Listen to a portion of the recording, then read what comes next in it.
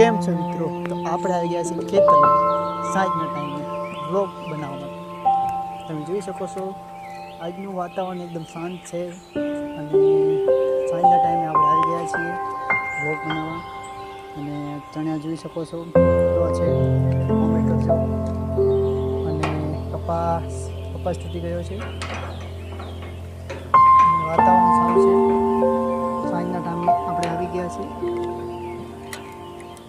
બાકીનું તમે કોમેન્ટમાં જણાવજો કે વ્લોગ કેવો છે.